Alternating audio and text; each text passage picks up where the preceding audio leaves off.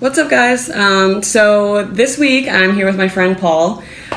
We met at a networking event, and I found out that Paul is also a fellow cancer survivor.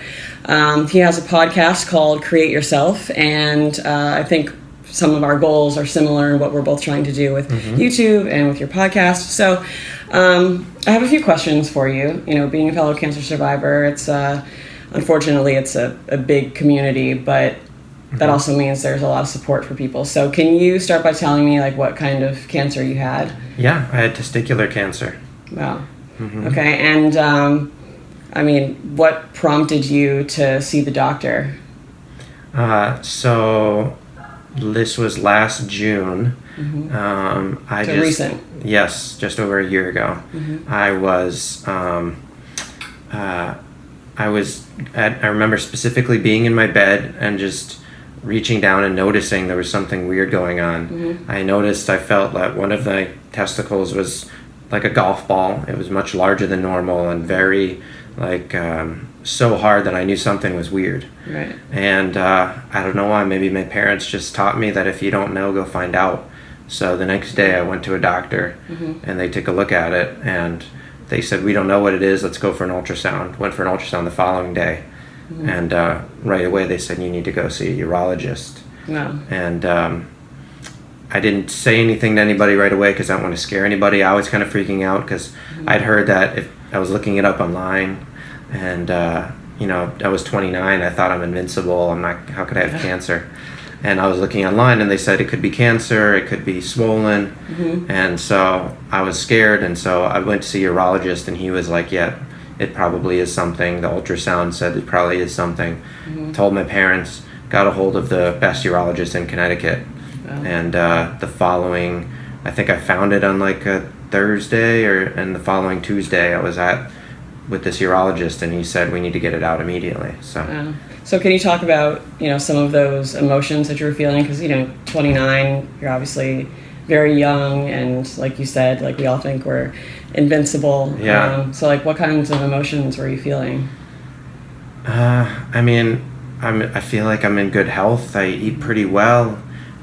I was in my 20s. I'm still young. So to think that I could actually go through chemotherapy, that I could actually possibly not survive, it was kind of a big shock. I remember very specifically being at work and my doctor called me, not the urologist, the regular doctor, and because she got the ultrasound results back and she's like, it's cancer. And I just remember this feeling of just like all my other problems went away. I was just so overwhelmed, and in this present moment just like everything went away. I'm like, oh my gosh, I have cancer, I might not make this. It's still kind of shocking. Right. And it all happened so quickly because from when the moment I found it, I was in surgery like a week and a half later. Wow. So it was pretty quick. And I remember I found out and I was still waiting for some final results, and I went away for the weekend with some friends. I didn't tell anybody, partly because I was scared and partly because I was like hoping that maybe it would go away. Right. And then so I mean, again, like being so recent, have you noticed any changes, like lasting changes in your emotions and your mentality at all? Yeah. Well, at first the big thing is that I completely stepped back from my life because it was so quick. I had surgery in a week and a half, and then it was 3 months of I couldn't do anything. And that was at a point when I was at the gym 3 times a week. I was coming to New York once or twice a week, and I had to step back, and I pretty much couldn't do anything for 3 months. And so it helped me step back and see, am I overdoing things? Am I really doing what I want to do in life? And the biggest thing I've taken from it is, am I really, like, if tomorrow is my last day, am I happy with what I'm doing with my life? Right. And it's changed that perspective of when I used to do things feeling out of obligation or out of, what is this person going to think of me? Or, I feel like I should do it. Now I ask myself this question, is this going to make me happy? Am I, if I'm to end, next week or a month from now, am I going to be grateful that I did this? And if I'm not, I don't do it anymore. And it's really changed who I am in that way. So tell us a little bit more about your goal in your podcast. Yeah, so my podcast is called Create Yourself. That's CR, and then it's a 3 instead of an E, because it's a mind, body, soul look. So it's Create Yourself. It's about helping millennials live happier, more fulfilled lives. Okay. I definitely have had cancer, and that was a struggle. Even before that, I had a lot of emotional challenges. I know it's definitely a guy thing. I think it's also a millennial thing, where for many years growing up, I had low self-confidence, wanted that instant gratification, and I tried to escape any way I could through eating. I became a very overweight kid through TV and movies, video games. It's pretty much all I did. I went to the top party school in the nation because I wanted to not deal with it. And I kept crashing because I was in many ways I was still a kid. I couldn't deal with these emotions, and and nobody talked about it. I didn't think it was okay for me to talk about it, and so I kept trying to cover it up with drinking, with drugs, with gambling, with everything I could think of, and it never helped. Right. It was just like temporary.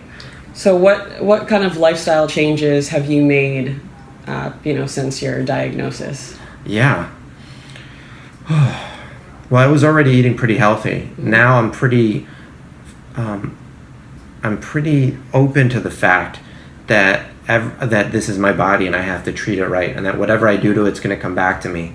Maybe not tomorrow, but it's going to come back 10, 20 years from now. My parents are retired, and I see the decisions they made at my age are coming through now. And it's helped me put in perspective from the vitamins that I take, the food that I eat, the exercise. I also realize not to overdo things too much, because that's how I'm going to get hurt. And I guess it's just made me appreciate every moment. Right. And being here today, having the guts to start this podcast, I would never have done it if I didn't have cancer, because I wouldn't have had the courage to just do what I wanted to do. Right. Well, that's awesome. Yeah. Being cancer survivors, if you're watching this, with cancer, it obviously changes your entire life. It changes everything about you. It changes your emotions, the way you look at life, the way you see things. Me being in remission 18 years and then just having that health scare that I did back in March, you have to be a little bit more on top of things, I would say, even if you have been healthy forever. Yeah. And that's something that, I want my viewers to know, like, take care of yourself. Sometimes a sneeze isn't just a sneeze, sometimes a cough isn't just a cough. And, you don't want to drive yourself crazy with being overly cautious, but you have to understand that, your new normal is your new normal, and you have to take that into account. Yeah. And one thing for guys is, you can have testicular cancer. It's not, it's number one demographic is guys between, I think, 25 and 40. So it's there, and it's something to be concerned about. And I found out that most men, when they notice something going on, they wait 6 months. I caught it early, and so luckily I didn't need chemo. I didn't need major surgery. If I didn't go right away, I would have had to. So I highly recommend, if you notice something, go get it checked. Right. I never knew that before. Now I do. Yeah, and if you take anything away from this video, let it be that. Yeah. If you notice something, just go get it checked out, and you'll be happy that you did, because you don't want it to get to a point where it might be too late.